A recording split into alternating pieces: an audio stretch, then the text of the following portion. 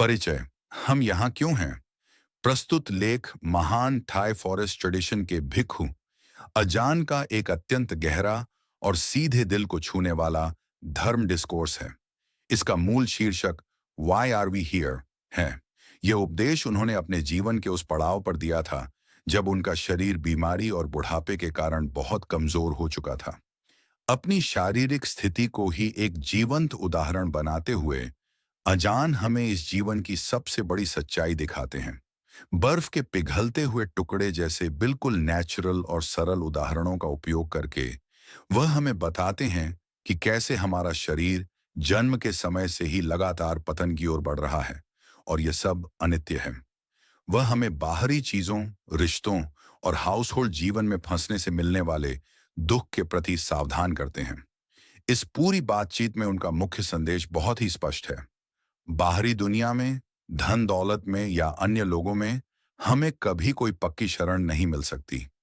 इससे पहले कि बहुत देर हो जाए, हमें समय रहते प्रैक्टिस शुरू करनी चाहिए और अपने माइंड के भीतर एक सच्चा रिफ्यूज खोजना चाहिए। आइए पूरे फोकस और खुले माइंड के साथ अजान की इस विजडम को पढ़ें और गंभीरता से खुद से यह सवाल पूछें, मैं वास्तव में यहाँ क्यों हूँ? हम यहाँ क्यों हैं? इस वर्षावास में मेरे पास ज्यादा एनर्जी नहीं है, मेरी तबीयत ठीक नहीं है, इसलिए मैं यहाँ इस पहाड़ पर कुछ ताजी हवा लेने आया हूँ। लोग मिलने आते हैं लेकिन मैं पहले की तरह उनसे नहीं मिल पाता, क्योंकि मेरी आवाज लगभग जा चुकी है, मेरी सांस लगभग खत्म हो चुकी है।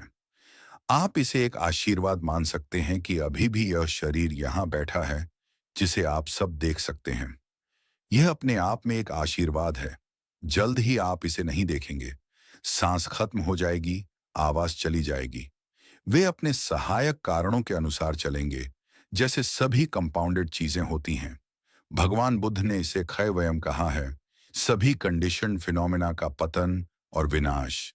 उनका पतन कैसे होता है? बर्फ के एक टुकड़े पर विचार करें। शुरुआत में यह सिर्फ पानी था, वे इसे जमा देते हैं और यह बर्फ बन जाता है, लेकिन इसे पिघलने में ज्यादा समय नहीं लगता। बर्फ का एक बड़ा टुकड़ा लें, मान लीजिए इस टेप रिकॉर्डर जितना बड़ा, और इसे धूप में छोड़ दें। आप देख सकते हैं कि इसका पतन कैसे होता है। बिल्कुल इस शरीर की तरह यह धीरे धीरे नष्ट हो जाएगा। कुछ ही घंटों या मिनटों में जो बचता है वह सिर्फ पानी का एक गड्ढा है। इसे क्षय वयम कहा जाता है, सभी कंपाउंडेड चीजों का पतन और विनाश। ये लंबे समय से ऐसा ही है, बिल्कुल शुरुआत से। जब हम जन्म लेते हैं तो हम इस अंतर्निहित नेचर को अपने साथ इस दुनिया में लाते हैं। हम इससे बच नहीं सकते। जन्म के समय हम अपने साथ बुढ़ापा, बीमारी और मौत लाते हैं। इसलिए भगवान बुद्ध ने क्षय वयम कहा, सभी कंपाउंडेड चीजों का पतन और विनाश। हम सभी जो अभी यहाँ इस हॉल में बैठे हैं, मंक्स, नोविसेस, गृहस्थ पुरुष और गृहस्थ महिलाएं, बिना किसी अपवाद के पतन के टुकड़े हैं। अभी यह टुकड़ा कठोर है, बिल्कुल बर्फ के टुकड़े की तरह। यह पानी के रूप में शुरू होता है, कुछ समय के लिए बर्फ बनता है और फिर से पिघल जाता है। क्या आप अपने भीतर इस पतन को देख सकते हैं? इस शरीर को देखें, ये हर दिन बूढ़ा हो रहा है। बाल बूढ़े हो रहे हैं, नाखून बूढ़े हो रहे हैं, हर चीज बूढ़ी हो रही है।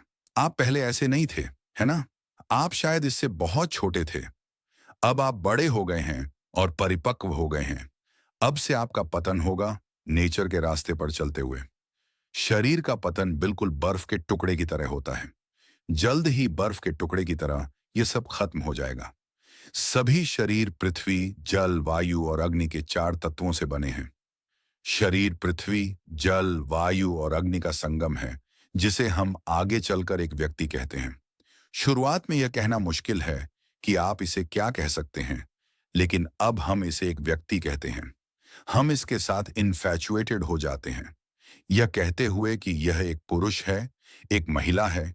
इसे नाम देते हैं मिस्टर, मिसेस इत्यादि, ताकि हम एक दूसरे को अधिक आसानी से पहचान सकें।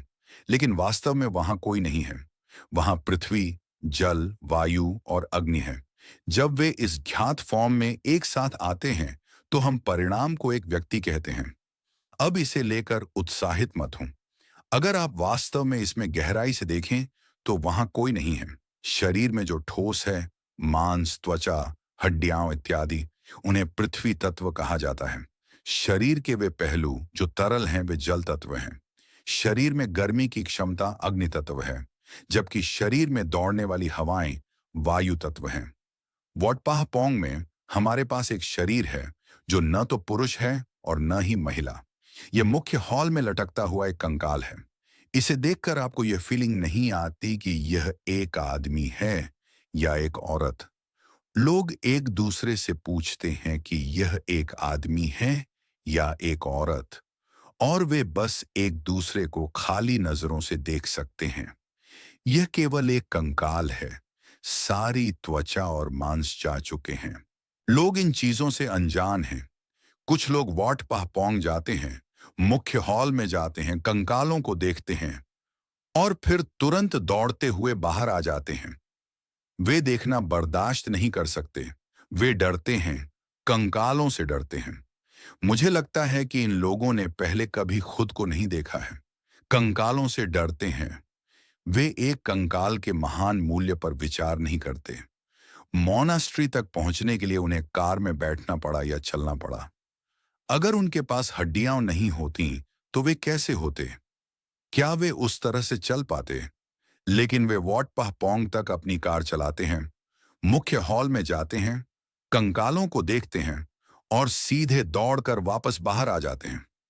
उन्होंने पहले कभी ऐसी चीज नहीं देखी है। वे इसके साथ पैदा हुए हैं और फिर भी उन्होंने इसे कभी नहीं देखा है। ये बहुत सौभाग्य की बात है कि उन्हें अब इसे देखने का अवसर मिला है।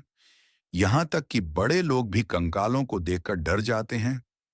ये सारा हंगामा किस लिए है? ये दिखाता है कि वे बिल्कुल भी अपने आप के टच में नहीं हैं। वे वास्तव में खुद को नहीं जानते हैं। शायद वे घर जाते हैं और फिर भी 3 या 4 दिनों तक सो नहीं पाते, और फिर भी वे एक कंकाल के साथ सो रहे हैं। वे इसके साथ कपड़े पहनते हैं, इसके साथ भोजन करते हैं, इसके साथ सब कुछ करते हैं, और फिर भी वे इससे डरते हैं। ये दिखाता है कि लोग अपने आप से कितने आउट ऑफ टच हैं। कितनी दयनीय बात है। वे हमेशा बाहर की ओर देखते हैं, पेड़ों पर, अन्य लोगों पर, बाहरी ऑब्जेक्ट्स पर, यह कहते हुए कि यह बड़ा है, वह छोटा है, वह नाटा है, वह लंबा है। वे अन्य चीजों को देखने में इतने व्यस्त हैं कि वे कभी खुद को नहीं देखते। सच कहूं तो लोग वास्तव में दयनीय हैं। उनके पास कोई शरण नहीं है। ऑर्डिनेशन सेरेमोनीज में ऑर्डिनीज को 5 बेसिक मेडिटेशन थीम्स सीखने होते हैं। केसा, सिर के बाल, लोमा, शरीर के बाल, नखा, नाखून, दंता, दांत, त्वचो, त्वचा। कुछ स्टूडेंट्स और एजुकेटेड लोग अपने आप में हंसते हैं जब वे ऑर्डिनेशन सेरेमोनी का ये हिस्सा सुनते हैं। अजान हमें यहाँ क्या सिखाने की कोशिश कर रहे हैं? हमें बालों के बारे में सिखा रहे हैं, जबकि वे हमारे पास सालों से हैं। उन्हें हमें इस बारे में सिखाने की जरूरत नहीं है। हम इसे पहले से ही जानते हैं। जो हम पहले से जानते हैं उसे सिखाने की परेशानी क्यों उठाई जाए? डिम लोग ऐसे ही होते हैं। वे सोचते हैं कि वे बालों को पहले ही देख सकते हैं। मैं उनसे कहता हूं कि जब मैं बालों को देखने के लिए कहता हूं तो मेरा मतलब है उन्हें उनके सच में देखना। शरीर के बालों को वैसा ही देखें जैसे वे वास्तव में हैं। नाखूनों, दांतों और त्वचा को वैसा ही देखें जैसे वे वास्तव में हैं। इसी को मैं देखना कहता हूं। किसी सुपरफिशियल तरीके से देखना नहीं, बल्कि सच के अनुसार देखना। हम चीजों में इतने डूबे हुए नहीं होते। अगर हम चीजों को वैसा ही देख पाते जैसी वे वास्तव में हैं, बाल, नाखून, दांत, त्वचा, वे वास्तव में कैसे हैं? क्या वे सुंदर हैं? क्या वे साफ हैं? क्या उनमें कोई असली सब्सटेंस है? क्या वे स्टेबल हैं? नहीं, उनमें कुछ भी नहीं है। वे सुंदर नहीं हैं, लेकिन हम कल्पना करते हैं कि वे ऐसे हैं। वे सब्सटैंशियल नहीं हैं, लेकिन हम कल्पना करते हैं कि वे ऐसे हैं। बाल, नाखून, दांत, त्वचा। लोग वास्तव में इन चीजों में फंस गए हैं। भगवान बुद्ध ने इन चीजों को मेडिटेशन के बेसिक थीम्स के रूप में एस्टैब्लिश किया। उन्होंने हमें इन चीजों को जानना सिखाया। वे अनित्य, दुख और अनात्म हैं। वे मैं या वे नहीं हैं। हम इन चीजों के साथ पैदा हुए हैं और इनसे डिल्यूटेड हैं, लेकिन वास्तव में वे बहुत गंदी हैं। मान लीजिए कि हम एक हफ्ते तक नहीं नहाते, तो क्या हम एक दूसरे के करीब रहना बर्दाश्त कर सकते हैं? हम वास्तव में बहुत बुरी तरह महकेंगे। जब लोगों को बहुत पसीना आता है, जैसे कि जब बहुत से लोग एक साथ खड़ी मेहनत कर रहे होते हैं, तो गंध बहुत ऑफुल होती है। हम वापस घर जाते हैं और खुद को साबुन और पानी से रगड़ते हैं, और गंध कुछ हद तक कम हो जाती है। साबुन की सुगंध उसकी जगह ले लेती है। शरीर पर साबुन रगड़ने से यह सुगंधित लग सकता है, लेकिन वास्तव में शरीर की बुरी गंध अभी भी वही है, जो कुछ समय के लिए दब गई है। जब साबुन की महक चली जाती है, तो शरीर की गंध फिर से वापस आ जाती है। अब हम सोचते हैं कि यह शरीर सुंदर, सुखद, लंबे समय तक चलने वाले और मजबूत हैं। हम सोचते हैं कि हम कभी बूढ़े नहीं होंगे, बीमार नहीं पड़ेंगे या मरेंगे नहीं। हम शरीर द्वारा आकर्षित और मूर्ख बनाए जाते हैं, और इसलिए हम अपने भीतर के सच्चे शरण से अनजान हैं। शरण का सच्चा स्थान माइंड है। माइंड हमारा सच्चा शरण है। यहाँ का ये हॉल काफी बड़ा हो सकता है, लेकिन यह एक सच्चा शरण नहीं हो सकता। कबूतर यहाँ शरण लेते हैं, छिपकलियां यहाँ शरण लेती हैं, गिरगिट यहाँ शरण लेते हैं। हम सोच सकते हैं कि ये हॉल हमारा है, लेकिन ऐसा नहीं है। हम यहाँ बाकी सभी चीजों के साथ रहते हैं। यह केवल एक अस्थायी शरण है। जल्द ही हमें इसे छोड़ना होगा। लोग इन ठिकानों को शरण मान लेते हैं। इसीलिए भगवान बुद्ध ने कहा कि अपनी शरण खोजें। इसका मतलब है अपना असली दिल खोजना। यह दिल बहुत महत्वपूर्ण है। लोग आमतौर पर महत्वपूर्ण चीजों को नहीं देखते हैं। वे अपना ज्यादातर समय महत्वहीन चीजों को देखने में बिताते हैं। उदाहरण के लिए, जब वे घर की सफाई करते हैं, तो वे घर की सफाई करने, बर्तन धोने आदि पर आमादा हो सकते हैं, लेकिन वे अपने ही दिलों पर ध्यान देना भूल जाते हैं। उनका दिल सड़ा हुआ हो सकता है, वे एंग्री फील कर रहे हो सकते हैं, अपने चेहरे पर खट्टे भाव के साथ बर्तन धो रहे हो सकते हैं। वे यह देखने में विफल रहते हैं कि उनके अपने दिल बहुत साफ नहीं हैं। इसी को मैं एक अस्थायी जगह को शरण मानना कहता हूँ। वे घर और मकान को सुंदर बनाते हैं, लेकिन वे अपने दिलों को सुंदर बनाने के बारे बारे में नहीं सोचते। वे दुख की जांच नहीं करते। दिल महत्वपूर्ण चीज है। भगवान बुद्ध ने अपने ही दिल में शरण खोजना सिखाया। अत्ता ही अत्तनो नाथ हो। खुद को अपने लिए एक शरण बनाएं। और कौन आपकी शरण हो सकता है? सच्ची शरण दिल है, और कुछ नहीं। आप अन्य चीजों पर निर्भर होने की कोशिश कर सकते हैं, लेकिन वे एक श्योर चीज नहीं है। आप केवल तभी वास्तव में अन्य चीजों पर निर्भर हो सकते हैं जब आपके पास पहले से ही अपने भीतर एक शरण हो। किसी और चीज पर निर्भर होने से पहले आपके पास अपनी खुद की शरण होनी चाहिए, चाहे वह एक शिक्षक, परिवार, दोस्त या रिश्तेदार ही क्यों ना हो। इसलिए आप सभी गृहस्थ और बेघर लोग जो आज मिलने आए हैं, कृपया इस शिक्षा पर विचार करें। अपने आप से पूछें, मैं कौन हूं? मैं यहां क्यों हूं? अपने आप से पूछें, मैं क्यों पैदा हुआ था? कुछ लोग नहीं जानते। वे खुश रहना चाहते हैं, लेकिन दुख कभी नहीं रुकता। अमीर हो या गरीब, जवान हो या बूढ़ा, वे बिल्कुल एक समान दुख भोगते हैं। ये सब दुख है। और क्यों? क्योंकि उनके पास विजडम नहीं है। गरीब अनहैप्पी हैं क्योंकि उनके पास पर्याप्त नहीं है, और अमीर अनहैप्पी हैं क्योंकि उनके पास देखभाल करने के लिए बहुत कुछ है। अतीत में एक युवा नॉविस के रूप में मैंने एक धर्म डिस्कोर्स दिया था। मैंने धन और संपत्ति की खुशी, नौकरों के होने आदि के बारे में बात की थी। 100 पुरुष नौकर, 100 महिला नौकर, 100 हाथी, 100 गायें, 100 भैंसें, हर चीज 100।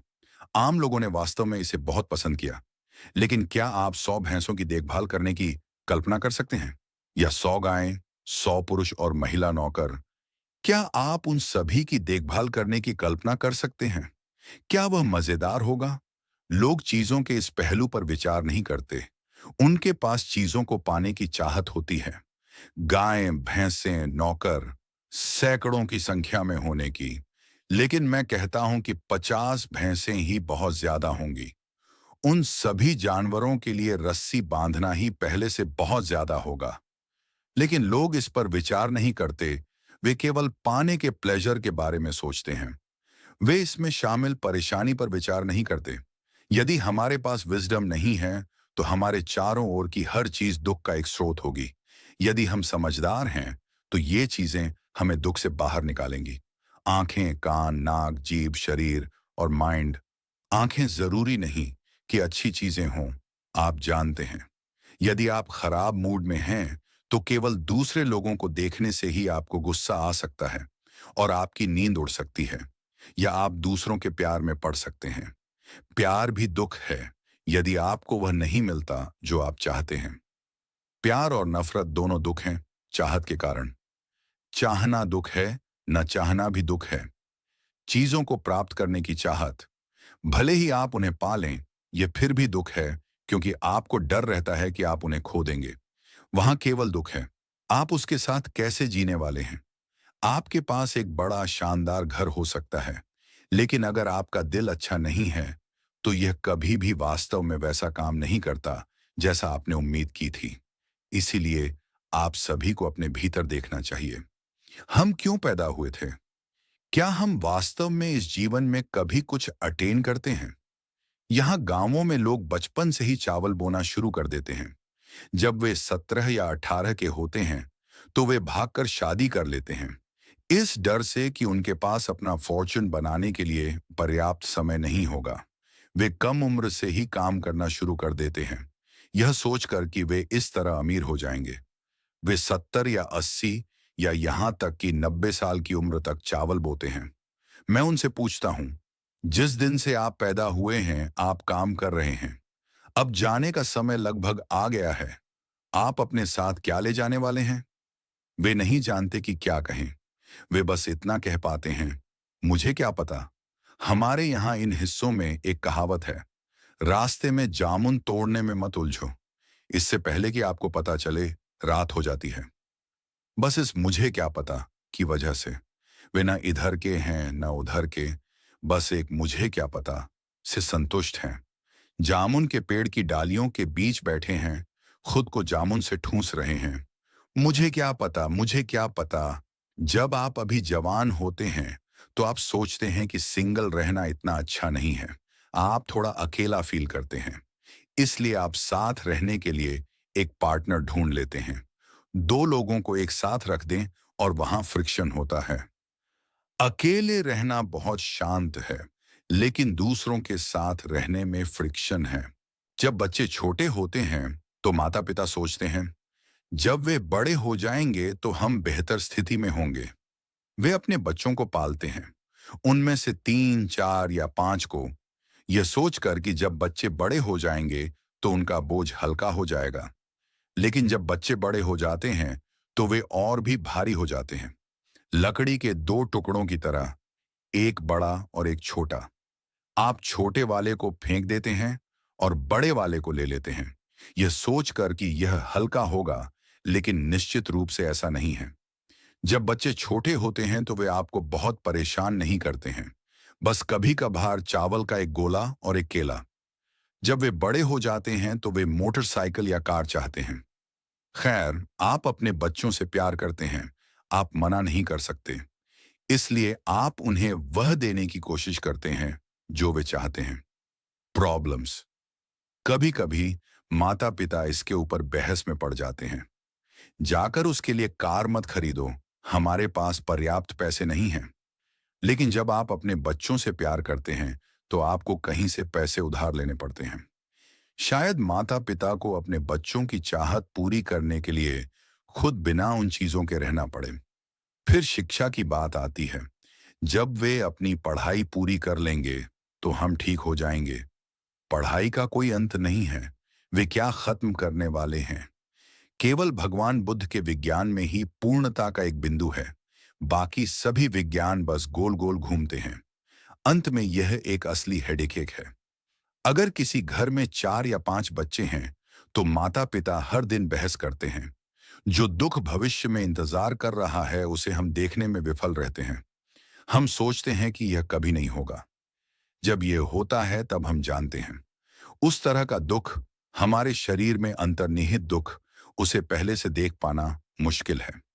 जब मैं भैंस चराने वाला बच्चा था तो मैं कोयला लेता था और उन्हें सफेद बनाने के लिए अपने दांतों पर रगड़ता था। मैं वापस घर जाता था और शीशे में देखता था और उन्हें इतना सुंदर और सफेद देखता था। मैं बस अपनी ही हड्डियों से मूर्ख बन रहा था। बस इतना ही। जब मैं 50 या 60 साल का हुआ तो मेरे दांत ढीले होने लगे।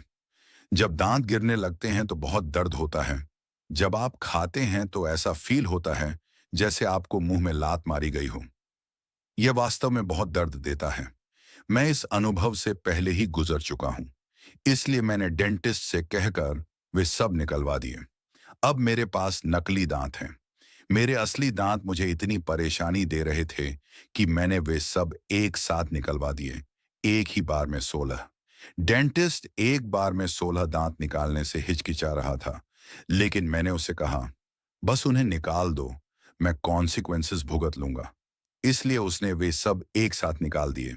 कुछ अभी भी अच्छे थे, कम से कम उनमें से 5। सबको निकाल दिया। लेकिन यह वास्तव में बहुत नाजुक स्थिति थी। उन्हें निकलवाने के बाद मैं 2 या 3 दिनों तक कोई खाना नहीं खा सका। पहले भैंस चराने वाले एक छोटे बच्चे के रूप में मैं सोचता था कि दांतों को चमकाना एक बहुत बड़ा काम है। मुझे अपने दांतों से प्यार था। मैं सोचता था कि वे अच्छी चीजें हैं, लेकिन अंत में उन्हें जाना ही पड़ा। दर्द ने लगभग मेरी जान ही ले ली थी। मैंने महीनों सालों तक दांत के दर्द का दुख भोगा। कभी कभी मेरे दोनों मसूड़े एक साथ सूज जाते थे। आप में से कुछ लोगों को किसी दिन खुद के लिए इसे एक्सपीरियंस करने का चांस मिल सकता है। अगर आपके दांत अभी भी अच्छे हैं और आप उन्हें सुंदर और सफेद रखने के लिए हर दिन ब्रश कर रहे हैं, तो सावधान रहें। वे बाद में आपके साथ चालबाजी शुरू कर सकते हैं। अब मैं बस आपको इन चीजों के बारे में बता रहा हूं। वह दुख जो भीतर से उत्पन्न होता है, जो हमारे अपने शरीर के भीतर उत्पन्न होता है। शरीर के भीतर ऐसा कुछ भी नहीं है जिस पर आप निर्भर रह सकें।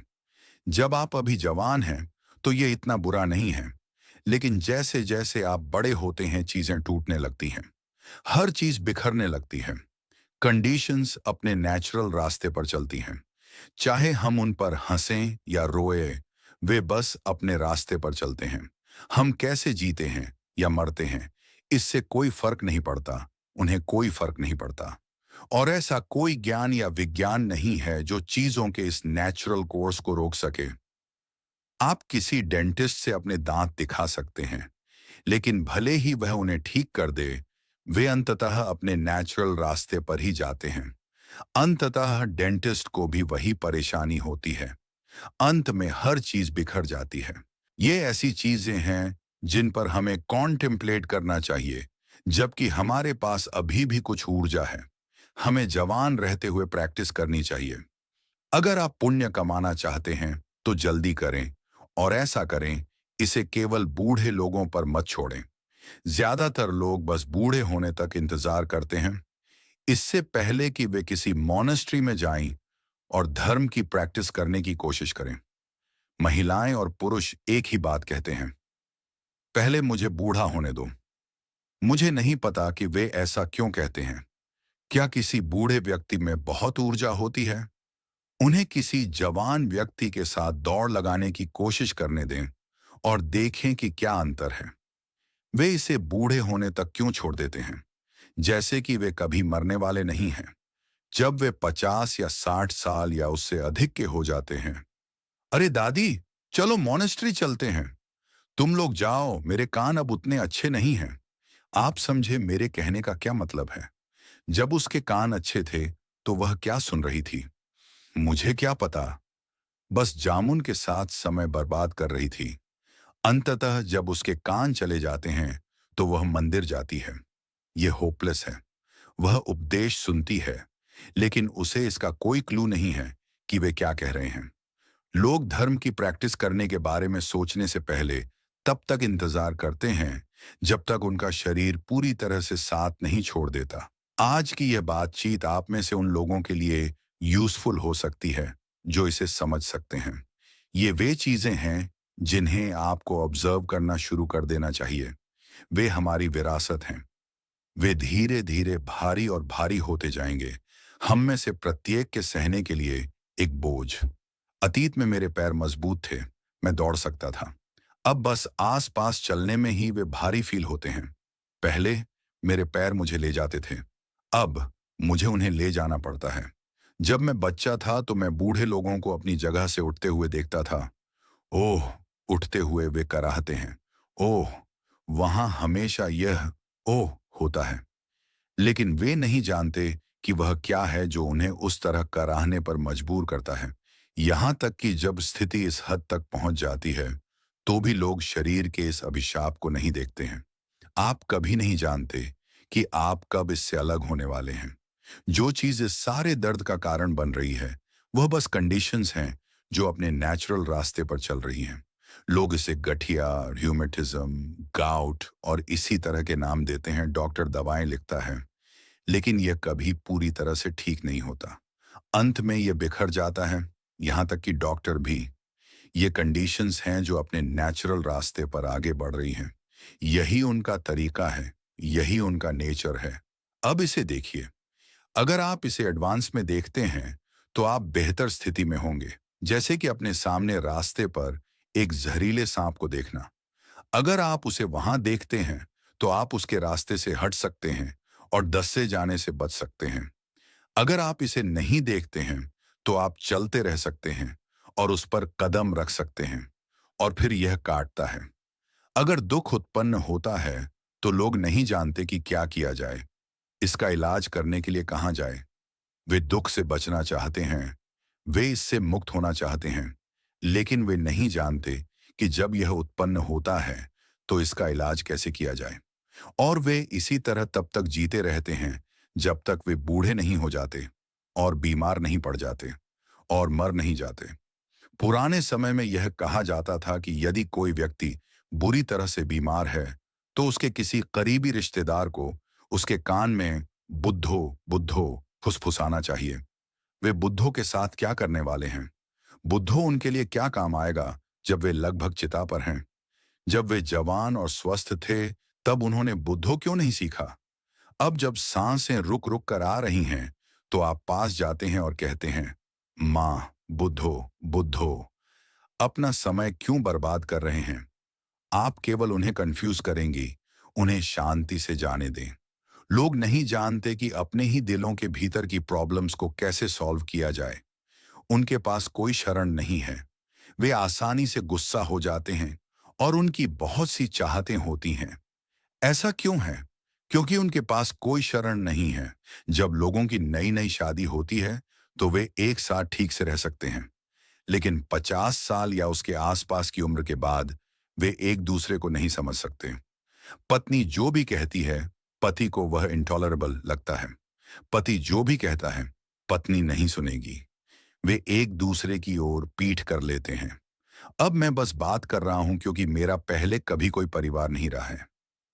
मेरा कोई परिवार क्यों नहीं रहा है? बस इस शब्द हाउस होल्ड को देखकर ही मुझे पता चल गया था कि यह सब क्या है। एक हाउस होल्ड क्या है? यह एक होल्ड है। यदि कोई कुछ रस्सी लाए और जब हम यहां बैठे हों तो हमें बांध दे, तो वह कैसा होगा? उसे बीइंग हेल्ड कहा जाता है। वह जैसा भी है, बीइंग हेल्ड वैसा ही है। कैद का एक घेरा होता है। आदमी अपने कैद के घेरे के भीतर रहता है और औरत अपने कैद के घेरे के भीतर रहती है।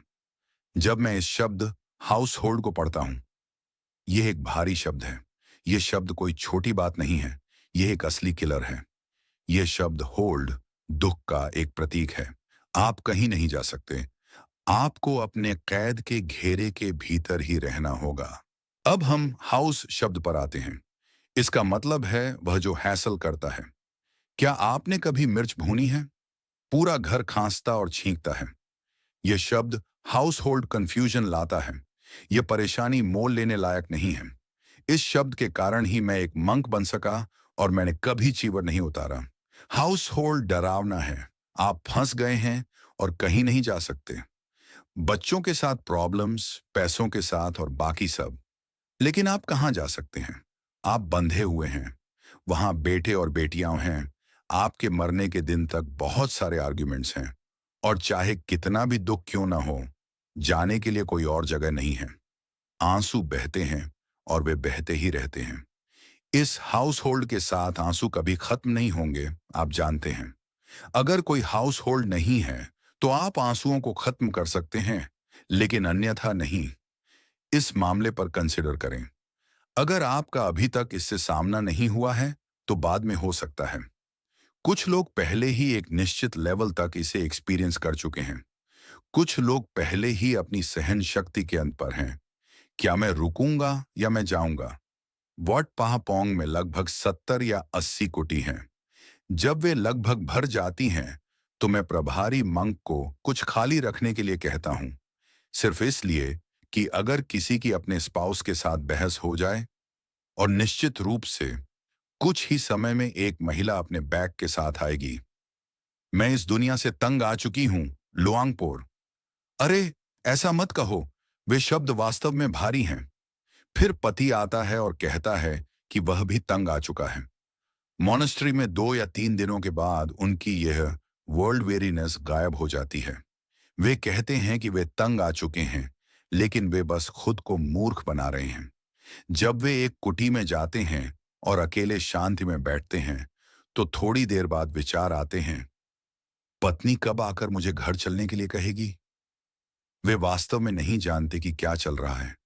उनकी यह वर्ल्ड वेरीनेस क्या है? वे किसी बात पर अपसेट हो जाते हैं और दौड़ते हुए मॉनेस्ट्री आते हैं। घर पर हर चीज गलत लग रही थी। पति गलत था, पत्नी गलत थी। 3 दिनों के शांत थिंकिंग के बाद हम आखिरकार पत्नी सही थी। यह मैं ही था जो गलत था। पति सही था, मुझे इतना अपसेट नहीं होना चाहिए था। वे पक्ष बदल लेते हैं। यह ऐसा ही है, इसीलिए मैं दुनिया को बहुत सीरियसली नहीं लेता।